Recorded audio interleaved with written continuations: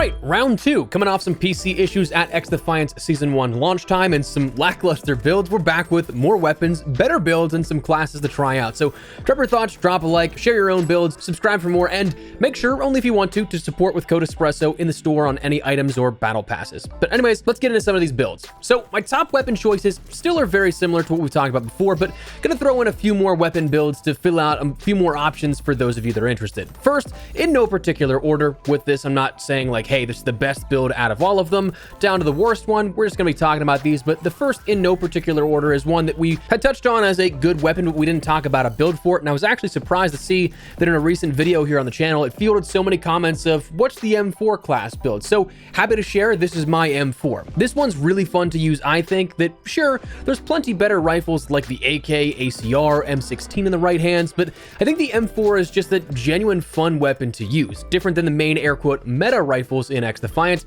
and is still a solid mid-range option. It falls short at long range, also falls short in the close range departments to other weapons, but it's a great choice for certain maps and just to have fun with.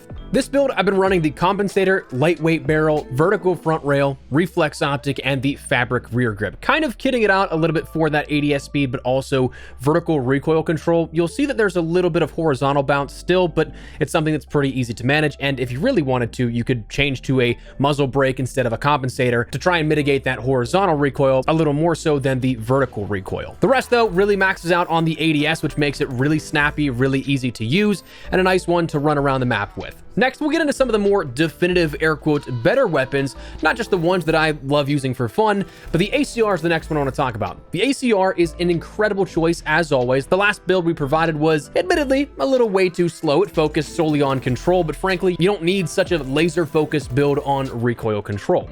It's easy to control, and giving you some room for mobility is a huge benefit to the weapon, snappier ADS, and you can make it even snappier if you'd like. For this build, since our last discussion on it, I've been running the lightweight barrel, the small vert front rail, reflex optic, the fabric rear grip, and the lightweight stock. Lightweight stock giving you a lot more in terms of that ADS walking speed, so you can strafe pretty nicely, but the fabric and the lightweight barrel ending up maxing out a bit of that ADS speed, while the small vert gives you a bit more ADS walking speed as well as general ADS speed. So sure, while you can use that last build from last week where it's fully kitted for recoil control, this one's probably better suited for a bit more active a playstyle, or sort of getting in just about every single type of engagement mix. After that, the AK is still what I think is the best all-around weapon, with the ACR just slightly falling behind it. But either way, you can do great with either of them. This build, compared to the last, I don't want to say we redid it entirely, but it's heavily prioritized to the ADS factors, which is something that we didn't do last time. Again, focused on recoil, but frankly, the ADS is way more important in 75% of the maps of this game. So while some parts still are remnants of the last build, they're the kind of constant things that you don't necessarily need to get rid of. But for this build, I've been running the compensator, lightweight barrel, super light front rail, reflex optic, and the fast mag. However, the thing with the AK is the iron sights really are not all that bad. So frankly, if you like the iron sights enough, you can sacrifice that optic for something like a fabric grip or a lightweight stock for even more ADS or ADS walk speed, depending on your preference. Both are great options. Or again, if you think that right now what we have in terms of that speed behind it is enough, you can use something that's a bit more focus controlled and say recoil mitigating. But again, that's entirely up to you if you don't want to use that pinpoint precise optic of the reflex optic. Next, the MP7, we changed this one a decent bit. I still think this is the best SMG on offer. I don't know that we'll see that change for a little while, given we don't have any word on weapon balancing upcoming, but this build changed a bit where at first glance, it's something that's a little bit slower in regards to like ADS, but it's something that is a very mobile ADS weapon in how we have it kit out. So for this, I'd recommend the barrel extender, chrome lined barrel, the leather wrapped front rail, giving you more ADS walking speed and stability,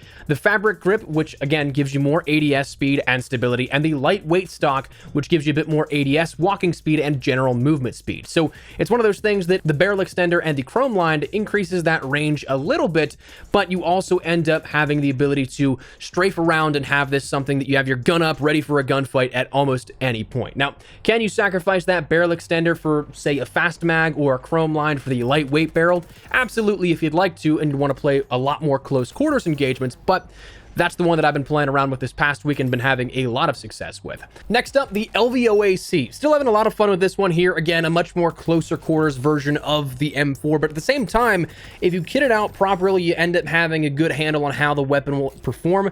It's something you can actually kind of use this to rival the M4 in even those mid-range situations. So it's kind of a Coke or Pepsi type of thing on if you like the M4, if you like the LVOA-C a little more. But statistically, do know that the M4 still favors mid-range more so than the LVOA-C does, even though the max damage itself is still the same across both weapons. But anyways, for this one, I'd end up running the lightweight barrel, super light front rail, reflex optic, extended mags, and the precision stock. This is something that maxes out a bit more of that ADS speed, giving you a bit more snap in the lightweight barrel and front rail, but the extended mags giving you that much needed extra ammunition to go along with it, and the precision giving you a bit of some control in terms of that horizontal and vertical recoil, because with that increase to the fire rate, you're of course going to need more ammo, and you're also going to need a bit more control because of the natural weapon bounce that occurs as a result of that. So that's a build that I've been playing around with a lot and have been having a tremendous amount of fun with, so try that one out. Next, we'll talk about the P90, a weapon that we haven't talked about in a little while, but I've played around with it a lot more as of recently, and man, it's still a ton of fun to use, but only on maps that are a bit smaller.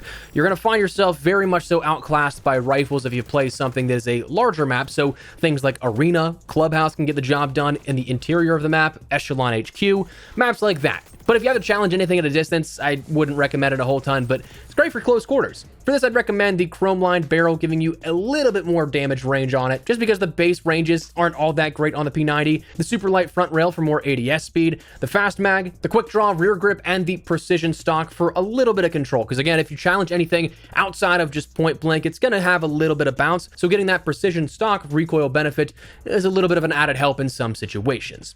Next, the Mark 20 SSR is one that we've talked about as a runner-up, but I've been playing around with it a little bit recently, that it's a lot of fun if you can end up landing your shots, you get the luck of the draw with the netcode and hit reg, because sometimes you'll just shoot and not get any registry at all. But if you're an accurate shot, it's a great choice. Plus, mix that in if you're playing as a cleaner, the constant burn damage is insanely irritating, that even if you get one shot off and the enemy flees, chances are pretty high that you'll end up racking up tons of assist points. This, I'd recommend kind of kitting this out for more rapid fire, increasing that rate of fire almost more than anything, but also not. At base, you're going to have decent recoil handling properties, and the range is pretty solid to begin with. But if you can kit out the rate of fire a little bit and your ADS as well as mobility properties, you're going to see a very solid return on this weapon build. For this, I'd recommend the muzzle booster, increasing that rate of fire. The lightweight barrel I've taken over the rapid fire barrel just because I think the ADS speed for this particular skill set, not sacrificing 20% horizontal and vertical recoil control, is something that is a bit more beneficial. The super light barrel to increase movement and ADS speed, reflex optic for a bit more precision, and the quick draw grip as opposed to the fabric grip, just because you get more sprint to shoot time here as a benefit for that as well, which for a weapon that doesn't have the fastest rate of fire, it's very important to get that first shot off if you are, say, rounding a corner and somebody's right there. You don't want to get shot before you can get your first shot off, because a lot of times you'll lose that gunfight. So been playing around with that, try that one out. And the M16, we went back on a few of the changes we made. This one is quick, snappy, and rate of fire priority, and it's one that is a lot of fun to use, I think. Back to the muzzle booster, the lightweight barrel for more ADS and movement speed, the reflex optic, the fast mag, and the fabric grip for more ADS speed even further. So your ranges all stay the same. The recoil, very easy to control by default, but you have a much more snappy nature to that build itself, which can net you a lot more kills in time. So that's the weapons that I've been playing around with this week, kind of tweaking what we talked about last week, where honestly, some of the classes we put up, looking at them, you guys are right in the comments, they weren't the best that they could possibly be. And they prioritized a little bit of some odd attributes that might not have been the best for the overall experience, and were a bit too laser focused on one specific area that, again, the overall experience wasn't necessarily benefited as much as it could have. So these, I think, are a little bit better playing with them again and now having a lot more hands-on time this past week after fixing some PC issues. That's something that, let me know your thoughts on these ones. But that's where we're gonna wrap it up. Let me know your thoughts down below. Drop your builds if you have anything you'd like to share. Drop a like if you enjoy the video. Subscribe for more. And of course, use code Espresso if you guys want to end up supporting the channel a little further in the store or the battle pass, but entirely optional. For now, that's what we're gonna call it. Thanks so much for watching. My name is Espresso. I'll see you later. Take care and peace.